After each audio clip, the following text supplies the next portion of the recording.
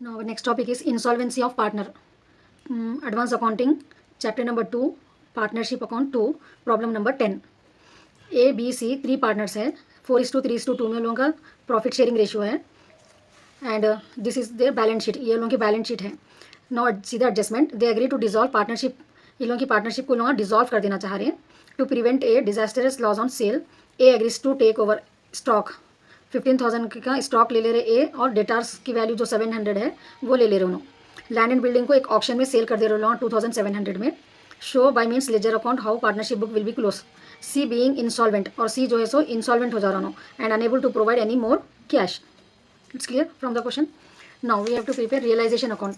Realisation account में क्या करना रहता है हमारे को, फर्स्ट ये कैश को छोड़ देके जो भी एसेट्स है debtors stock and land and building, debtors stock land and building यहाँ तक क्वेश्चन में से एज इट इज कॉपी कर लेना. देन क्रेडिट साइड में आउटसाइडर लायबिलिटी, आउटसाइडर लायबिलिटी हमारी प्रॉब्लम में यहाँ पर क्रेडिटर्स है वाली 3,500, ये क्वेश्चन में से पहले ले लेना.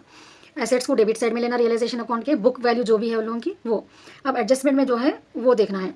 पहले क्या है, ए जो है सो स्टॉक और डेटार्स ले रहे हो, 1500 में स्टॉक और 700 के डेटार्स, तो by A capital assets taken 1500 plus 700 2200. और लैंड एंड बिल्डिंग को क्या कर रहे हो लोग, ऑप्शन में सोल्ड कर दे रहे, तो कैश आ रहा by cash account land and building 2700.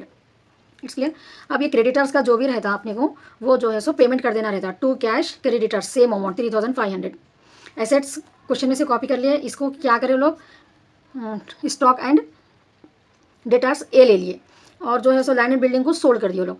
Creditors का पेमेंट कर दिया 3500. उसके बाद डेबिट का टोटल क्रेडिट का टोटल करने के बाद ये जो बैलेंस आता 3600, इसको जो है सो ए और बी सी में डिस्ट्रीब्यूट कर देना 4:3:2, 4/9, 3/9, 2/9.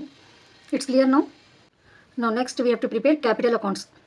3 पार्टनर्स है तो 3 कॉलम्स, 2 पार्टनर्स है तो 2 कॉलम्स. पर्टिकुलर्स 3 पार्टनर्स है अपने प्रॉब्लम में, तो A B C 3 columns debit side में and particulars A B C 3 column credit side में.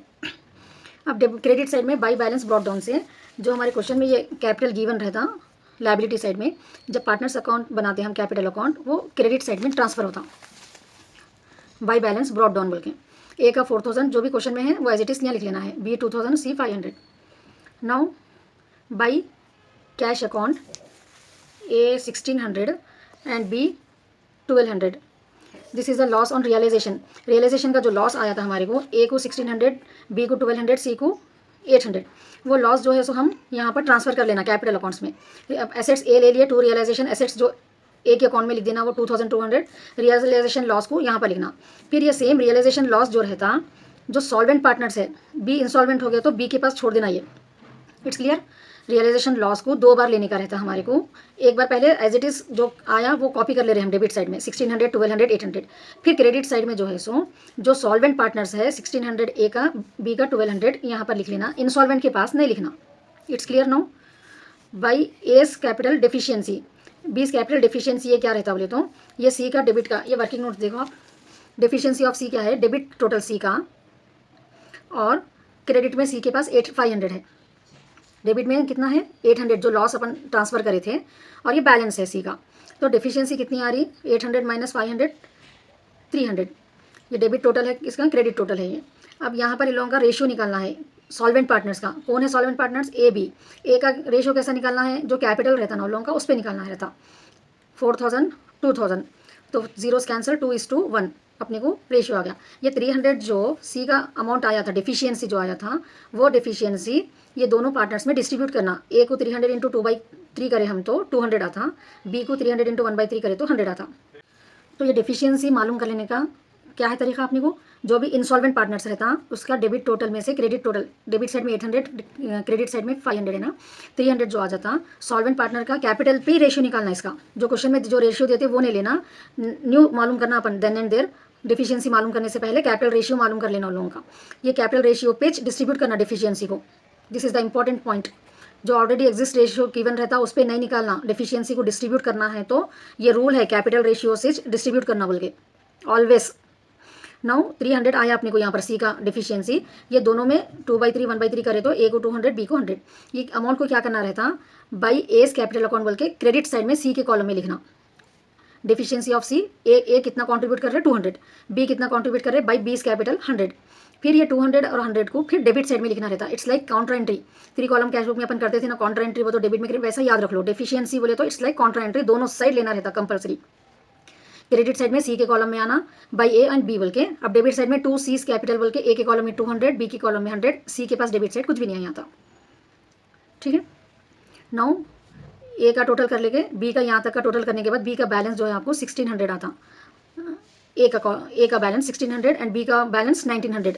कैसा रहा ये अपने को 3200 यहाँ पर है, ये 1300, या ये दो अमाउंटों को ऐड कर लेके माइनस करें तो 1900। अब सी का जो सॉल्वेंट पार्टनर्स रहता उसका इक्वल हो जाता टोटल। It's clear. ए का 4000, 1600, 5600 है, उसमें से ये 3 अमाउंट्स को ऐड कर लेके माइनस करो 1600 आता, 2 कैश अकाउंट बोल के। एंड बी का 3200 में से ये 1300 माइनस करे तो ये आता। और सी का जो इंसॉल्वेंट पार्टनर रहता उसका टोटल इक्वल हो जाता। It's clear. Now last third step, cash account we have to prepare. Cash account में किससे स्टार्ट करना रहता है अपने को, ये जो क्वेश्चन में कैश का जो बैलेंस हम छोड़ देते हैं, अब कैश अकाउंट में उसको क्रेडिट में है ना, ये एसेट साइड मतलब you have to remember like credit side है समझो। तो कैश अकाउंट में ये ट्रांसफर करे जब डेबिट साइड में आ जाता। Particulars to balance brought down 1500। ठीक है, टू रियलाइजेशन अकाउंट, कैश आया था उन लोगों को, लैंड एंड बिल्डिंग सोल्ड करे थे ना ऑप्शन में, तो कैश रिसीव हुआ था, इसलिए डेबिट साइड में 2700। ए के कैपिटल अकाउंट, बी के कैपिटल अकाउंट का जो बैलेंस आया था हमारे को वो है ये 1600, 1200। Now by realisation account, creditors को पेमेंट करे तो पैसे चले गए थे लोगों 3500। And by S capital, by B's capital 1600, 1900, ये कैश अकाउंट जो है ना इक्वल हो जाना। Once again see the cash book, ये बैलेंस हम क्वेश्चन में से लिए थे। ठीक है, 1500। उसके बाद 2700 कैश उन लोगों को लैंड एंड बिल्डिंग सोल्ड करे तो आया था।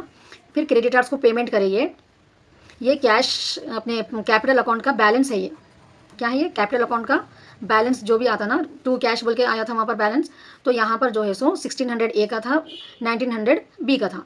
ये जो है सो लॉस है, ये 1600, 1200 क्या है लोगों का जो रियलाइजेशन का लॉस था, एक काउंटर एंट्री के जैसा लिए थे ना हम रियलाइजेशन अकाउंट में, डेबिट साइड में एक बार, फिर क्रेडिट साइड में ए को और बी को, सिर्फ सॉल्वेंट वालों को, तो ये रियलाइजेशन का लॉस है ये। ठीक है, नाउ इसका टोटल करो आप 7000 आता, इसका टोटल 7000, ये कैश अकाउंट आपका इक्वल आना। That's all. If you have any doubt, ask me in the comment section.